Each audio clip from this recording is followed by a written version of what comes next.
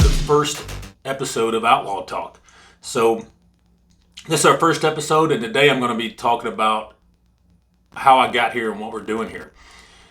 I'll be talking about a lot of stuff throughout this podcast, but these first 10 or so, we're going to be talking about investigations, how we go about them, and how you can become an investigator too if you're ever interested in that. So yeah, I run an investigation firm. We cover Southeast United States, and we are actually growing in the other parts of the country, Midwest and up north.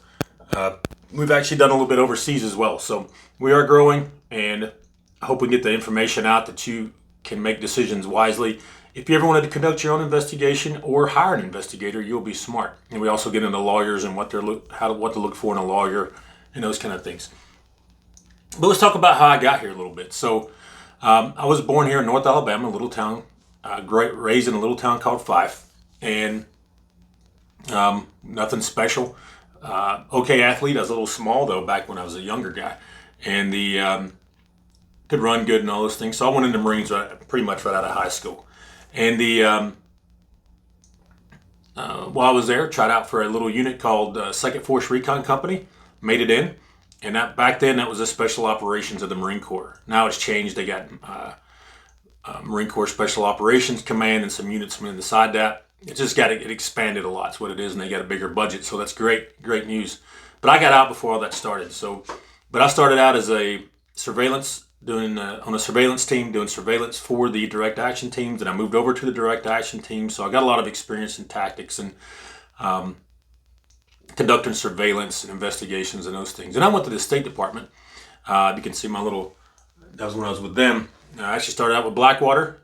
They got some trouble. It was kind of we'll talk about that one day on a show, but they got some trouble. It was goofy.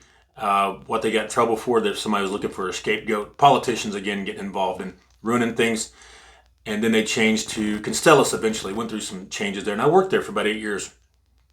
Did surveillance, counter surveillance. And then I got tired of working overseas, so I came here and started my PI firm in 2018. So that's what I've been doing. I started out by myself, and now I've got several investigators throughout the United States.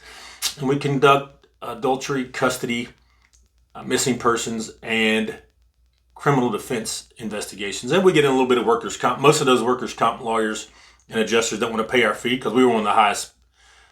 We charge the most amount than some investigative firms in the United States. So they don't like paying premium when you get into insurance claims and those type of things because they're pretty cheap. But some of them do. The adultery cases are pretty common. You see those are romanticized in the movies and on TV. And yeah, we do those. Those are usually for high net worth divorce cases where they are fighting over a large sum of money and there's a large payout at stake when they actually do get divorced. So we do those. Domestic, we have a heart for those. Those are where children are being abused or mistreated, malnourished, whether with one parent. We go out and prove that so they can get the custody modified, because you have to have proof before the custody will be modified. We do missing persons. Those are pretty straightforward. We have a great success rate. We haven't done very many, but we've got about 100% success rate. I wouldn't say 100. One of those poor souls had actually deceased, so I would say we did not find her, but she had deceased. And then we do criminal defense. That's where we go out and find witnesses that did not testify or witnesses that were pressured into changing their testimonies, and we get those, and the lawyers take that and they file under Rule 32, where they try to get a new trial for our client and move forward with that. But that's it for this one. But we'll be talking about that, investigations. We'll be getting into politics a little bit and talk about how that plays into investigations, and we'll be getting into how to become an investigator if that ever interests you. We'll get into some techniques we get into, and just what it's all about, the day-to-day life of a private investigator here in the United States. So I hope you join us for more. This is episode 1. I look forward to seeing you on the next one. Thank you.